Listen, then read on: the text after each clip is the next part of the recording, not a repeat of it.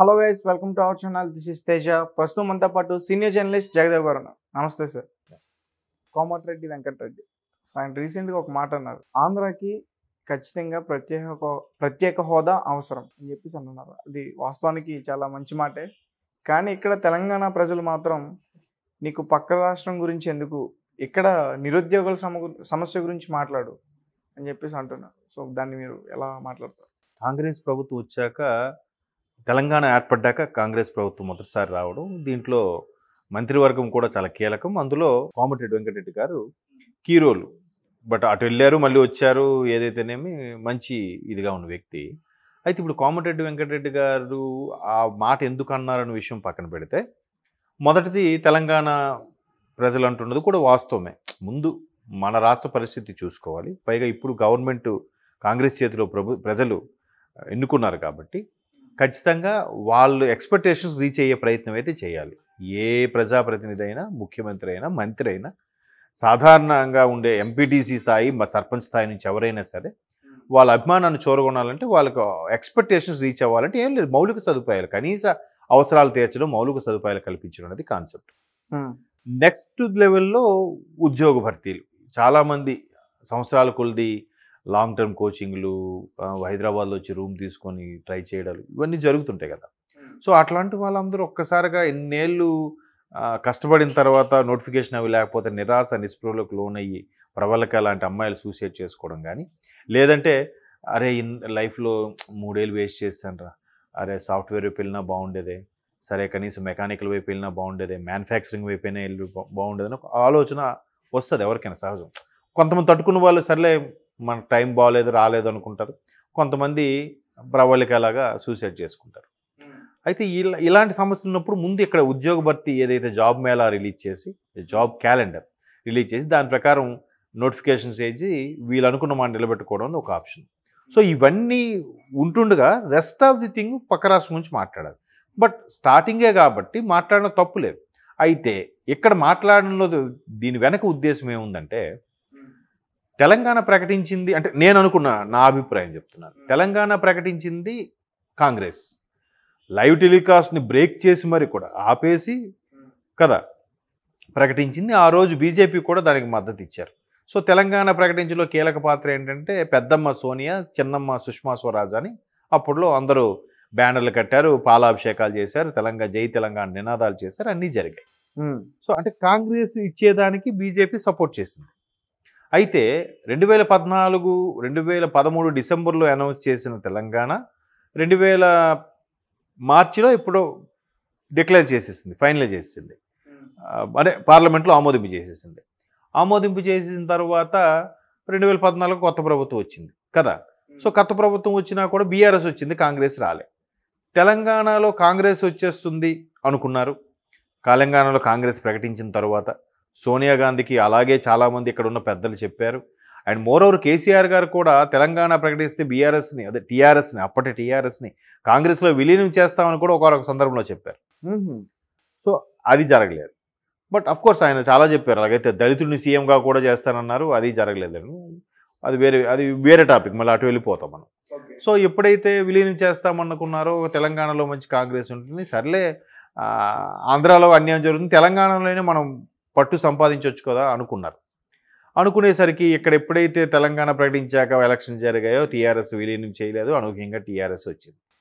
ఇక్కడ ఎంత కష్టపడి ప్రకటించినా కూడా ఇక్కడ గవర్నమెంట్ ఫామ్ చేయలేకపోయారు.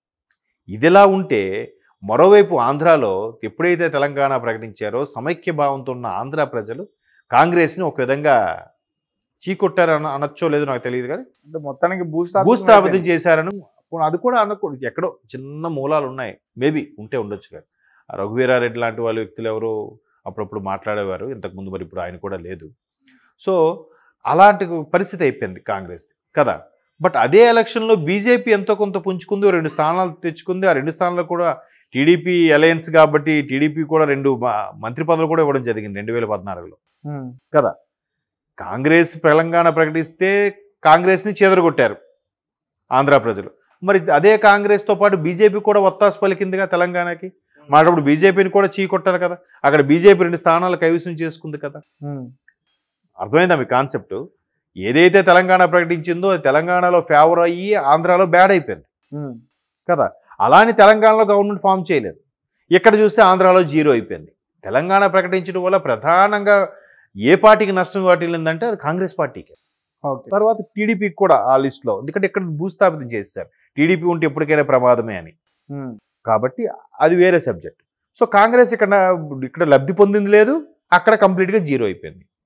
ఇప్పుడు బీజేపీ ఏమైంది, కాంగ్రెస్కి ఒత్తాసు పలకడం వల్ల ఇక్కడ కూడా మోస్తరుగా 4-5 స్థానాలు 2-3 స్థానాలకు ఉన్న బీజేపీ ఈరోజు 8 స్థానాలు తెచ్చుకుంది.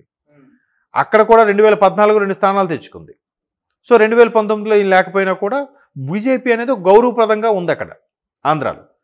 తెలంగాణ ప్రకటించిన కాంగ్రెస్ భూస్థాపితం అయిపోతే బీజేపీ సపోర్ట్ ఇచ్చింది, బీజేపీ కూడా జీరో అవ్వాలి కదా. సో బీజేపీకి మీకు ఛాన్స్ ఇచ్చారు కాబట్టి మాకు కూడా ఛాన్స్ ఇవ్వండి అనే ఉద్దేశంలో కాంగ్రెస్ ఇప్పుడు మళ్ళీ పావులు కదపపోతుంది అని కాంగ్రెస్ శ్రేణులు ఉపవాచం. మీకు అర్థమైందా? సో ఇప్పుడు రేవంత్ రెడ్డి లాంటి కీలక వ్యక్తి కాబట్టి ఈయన కూడా మెల్లగా నెక్స్ట్ ఎలక్షన్స్కి కాంగ్రెస్ తరపున కనీసం కొన్ని స్థానాలైనా పోటీ చేసే అవకాశం ఉన్నా ఆశ్చర్యపోనక్కర్లేదు మీరు. అంతే కదా, బీజేపీ సపోర్ట్ ఇస్తే బీజేపీని కూడా చీకొట్టాలి కదా ఆంధ్రాలో. బట్ బీజేపీలో 2 స్థానాలు గెలుచుకున్నారు కదా అప్పట్లో. సో అలాంటప్పుడు మాకు కూడా అవకాశం ఇవ్వండి. అప్పుడేదో జరిగిపోయింది. ఇప్పుడు మీరు ఎలాగా విడిపోయారు, మీ తెలుగు వారంతో ఒకటే, రాష్ట్రాలుగా విడిపోయారు కానీ తెలుగు వారంతో ఒకటే. కాంగ్రెస్ కూడా అవకాశం ఇవ్వండి అనే ఉద్దేశంలో కోమటిరెడ్డి గారు లాంటి వాళ్ళు ఇప్పుడు మెల్లమెల్లగా స్టార్ట్ చేస్తారు. స్టార్ట్ చేస్తే అక్కడ కూడా మెల్లగా ఇప్పుడు కష్టపడి పనిచేసే తత్వము, వీళ్ళు ఇక్కడ డెవలపింగు ఇవన్నీ చూపించి, లేదు మేము చూసారా 6 పథకాలు పెట్టి ఎలా జనాలను గెలుచుకున్నాం, మాకు కూడా అవకాశం ఇవ్వండి, కాంగ్రెస్ని లేపడానికి పునర్వైభవం తీసుకొచ్చే ప్రయత్నం అయితే ప్రయత్నంలో భాగంగానే కోమటిరెడ్డి గారు లాంటి సీనియర్ నటులు ఈ వ్యాఖ్యలు చేశారని అనుకోవచ్చు మనం. ఓకే సార్, అదొక ఎత్తైతే మరి షర్మిల గారిని కూడా పంపించే అవకాశం ఉందని కూడా వార్త వచ్చింది కాంగ్రెస్ ప్రచారంలోకి. మేబీ ఎందుకంటే షర్మిల గారు ఇక్కడ ఆల్మోస్ట్ కాంగ్రెస్లో విలీనం చేస్తామని కూడా అనుకున్నారు. విలీనం కాకపోయినా కలిసి పోటీ చేస్తామని కూడా ఆ వార్తలు కూడా వచ్చాయి. విలీనం చేస్తారని ఒక వార్త వచ్చింది, లేదు సెపరేట్గా నుండి పోటీ చేస్తామని కూడా వార్త వచ్చింది. బట్ ఫైనల్గా మద్దతు ఇస్తాం బట్ పోటీ చేయట్లేదు, ఎందుకంటే ప్రభుత్వ వ్యతిరేక ఓటును చేర్చదలుచుకోలేదు అన్నట్టుగా షర్మిల గారు ఒక సందర్భంలో చెప్పారు.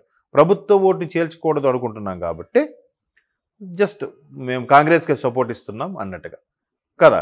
అండ్ మోర్ ఓవర్ అలా సపోర్ట్ ఇచ్చే నేపథ్యంలో జర్నలిస్టులు, మీడియా మిత్రులు అడిగిన ప్రశ్నకి సమాధానంగా సజ్జల రామకృష్ణారెడ్డి గారు, మీరు ఇలాగా కాంగ్రెస్లో కలవడం వాళ్ళకి ఇష్టం లేదు, ఒకప్పుడు అదే పార్టీతో అన్నయ్య గారు కూడా బయటకు వచ్చి కొత్తగా పార్టీ పెట్టారు కదా, మీరు ఇలా చేయడం కరెక్ట్గా అంటే, నాతో సంబంధం లేదని చెప్పింది ఈ వ్యక్తి మళ్ళీ నా గురించి ఎందుకు మాట్లాడతారు అంటే, మళ్ళీ నాతో సంబంధం కలుపుకోవాలని చూస్తున్నారా అని అన్నారు షర్మిల గారు.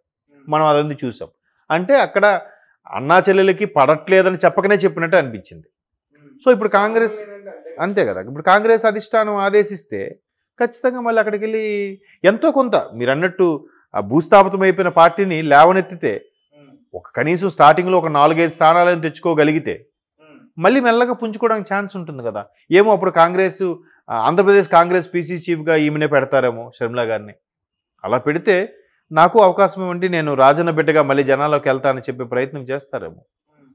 రాజకీయాలు ఒకే ఇంట్లోనే అన్న కాంగ్రెస్ తమ్ముడు బీఆర్ఎస్, లేదంటే తమ్ముడు బీజేపీ ఉంటే అన్న బీఆర్ఎస్, అలా చాలామంది చూసాం మనం. సో ఇప్పుడు వైసీపీలో అన్నగారు ఉన్నారు, ఇక్కడ ఈమె వైఎస్ఆర్ తెలంగాణ పార్టీని కాస్త ఇందులో విలీనం చేసేసి కాంగ్రెస్ తరఫున కూడా అక్కడ చేయొచ్చు కదా. లేదా అదే తెలంగాణ వైసీపీ ఆంధ్ర పార్టీ అని ఇంకోటి పెడతారేమో. వైసీపీ కాకుండా ఆల్రెడీ వైసీపీ ఉంది, వైసీపీ ఆంధ్ర పార్టీని ఇంకోటి పెట్టారనుకోండి, వైసీపీఏ అని, వైసీఏపీ పని, వైసీపీ ఏపీ ఏదో ఒకటి సంథింగ్ అలా పార్టీ పెట్టి కూడా చేయొచ్చు ఆవిడ. అక్కడ ఓట్లు చీల్చే ప్రయత్నం అవ్వచ్చు, ఇంకేదో అవ్వచ్చు, రాజకీయ వ్యూహాలు రకరకాల. మరి ఇక్కడ కాంగ్రెస్ పార్టీకి తెలుగుదేశం బ్యాక్ బోన్ లో సపోర్ట్ చేసింది ఎవరికి తెలియదు, బ్యాక్ డోర్ లో. మరి అక్కడ కాంగ్రెస్ పార్టీ తెలుగుదేశానికి సపోర్ట్ చేస్తుంది అంటారా? అది చూడాలి. ఇప్పుడు కాంగ్రెస్ పార్టీ తెలుగుదేశం 2019లో కలవడం, ఇక్కడ కలిసి పోటీ చేయడం అనేదే పెద్ద క్వశ్చన్ మార్క్ ఇప్పటికే నాకు. అసలు జనరల్గా కలవు, బట్ ఏవో ప్రయోజనాలు ఆయన దూరదృష్టితో ఏదో ఆలోచించారు అప్పుడు. అలా ఆలోచించబట్టేగా ఇప్పుడు తెలంగాణలో కాంగ్రెస్ వచ్చింది. అంటే మనం కొన్నిసార్లు రాంగ్ అనుకుంటాం, బట్ ఆయన విషయంలో రైట్ అయ్యింది కదా. ఇప్పుడు రేవంత్ రెడ్డి గారు ముఖ్యమంత్రి అయ్యారుగా. ఒకప్పుడు అరే టీడీపీలో ఉన్న వ్యక్తి బీజేపీకి వెళ్తే బాగుండు అనుకున్నాం, బట్ కాంగ్రెస్కి ఎందుకు వెళ్ళారనుకున్నాం, ఇప్పుడు కాంగ్రెస్కి వెళ్ళబట్టే ముఖ్యమంత్రి అయ్యారుగా. కాబట్టి ఏ సమీకరణలు ఎప్పుడు ఎటు దారి తీస్తాయో తెలియదు. మేబీ ఆంధ్రాలో కూడా మళ్ళీ సపోర్టెడ్గా చేసినా చేయొచ్చు, లేదా కాంగ్రెస్ ఈసారికి పోటీ చేయకుండా టీడీపీకి సపోర్ట్ ఇచ్చే ఉద్దేశంలో అలా ఇక్కడ టీడీపీ ఎలాగైతే స్తబ్దుగా ఉండిపోయిందో అక్కడ ఆ ఏపీ విషయంలో కూడా కాంగ్రెస్ స్తబ్దుగా ఉండిపోతుందేమో, ఎవరికి తెలుసు. Thank you so much.